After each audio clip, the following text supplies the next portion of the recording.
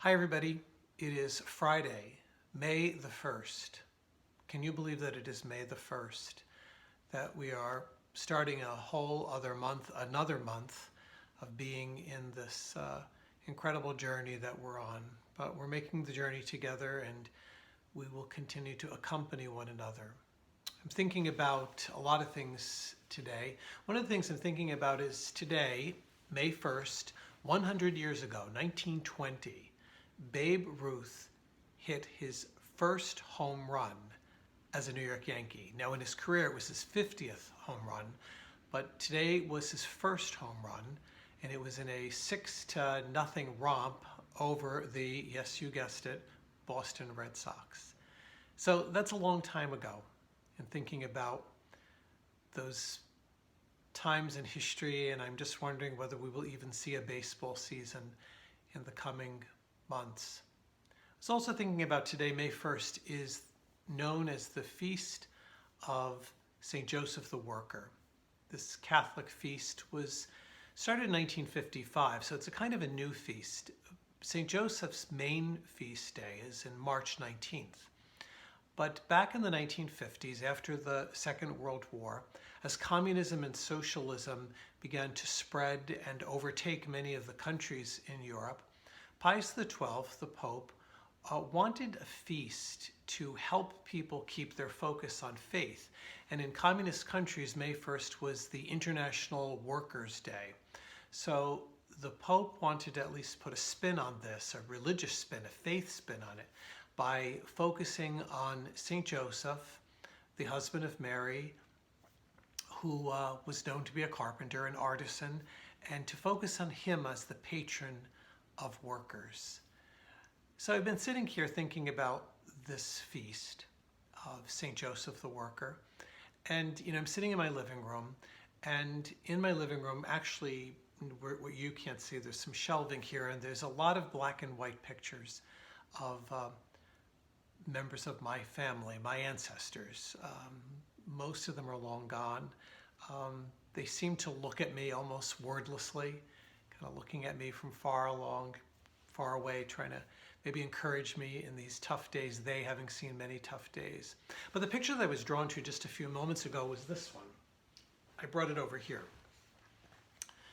This is a picture of my maternal grandmother's sister, her closest sister. She had several siblings, but this is Mary, her sister, on her wedding day.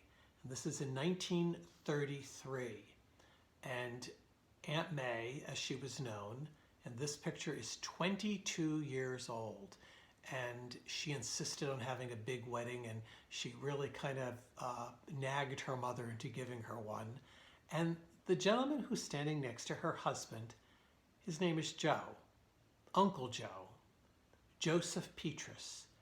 Handsome guy, they make a beautiful couple. He's 28 in that picture. Now, I bring up this picture because Uncle Joe, there's lots of stories about Uncle Joe.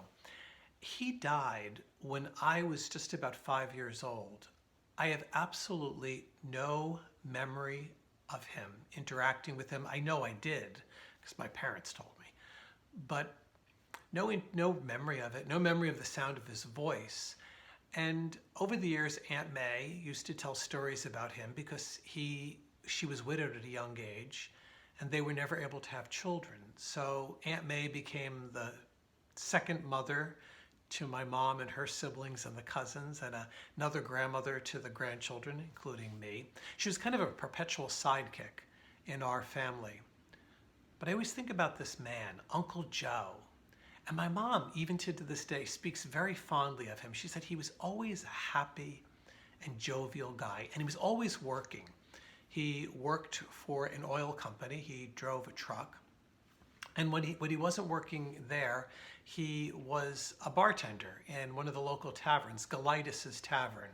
And my mother talks about that they would go on Sundays and they would sit in the car, and he'd bring out root beers to them while the adults went inside to have a beer or a whiskey. He was a man who also volunteered in his community. He was in the fire department. My mother can't remember his rank, but she thinks he was one of, as she said, one of the big deals in the fire department back in Avenel, which is in the Woodbridge section of New Jersey. But I think about him because I never knew him, but just the stories of a guy who loved cowboy music, as he called it, and always sang, "You Are My Sunshine." I think about this Joseph Petrus and St. Joseph, who we celebrate today. St. Joseph doesn't say a word in all of the scriptures. He's only mentioned a couple of times, and it's just by way of references to who the earthly father of Jesus was. We're told in Matthew's gospel, when given the opportunity to divorce Mary because she's found to be with child and he's not the father, that he thinks about it, but he doesn't do it because he's an upright man, a just man, a kind man. And so he takes her into his home. And I'm thinking about this Joseph and my Uncle Joe, that there are people in our life who maybe we didn't know all that well, but the stories are big and the stories are important and the stories are touching and they give us life. Because sometimes it's not simply about doing something astounding or saying something profound. Sometimes the greatest examples of faith are the people who just do the right thing, even in extraordinary times. People who listen to what God is asking them to do and say, "I don't get it, but I'm going to continue to do it." Those are the memories that the church holds of Joseph the worker, the person who persevered and becomes an example of saying, "I'm going to stick with God even if I don't understand what's happening." And I think of good old Uncle Joe, who again, no personal experiences with him, but the example of a guy who did what God asked him to do, to try as best he could in his work, to be a good man to his family and to his friends, and to continue to be a blessing in his memory to those who continue to tell his stories. So maybe today, on May the 1st, you might think about St. Joseph and read some of the passages, as few as they are, that refer to him. Look up Matthew's Gospel because that's where his main story is. Maybe today you might think about some of the other Josephs in the Bible.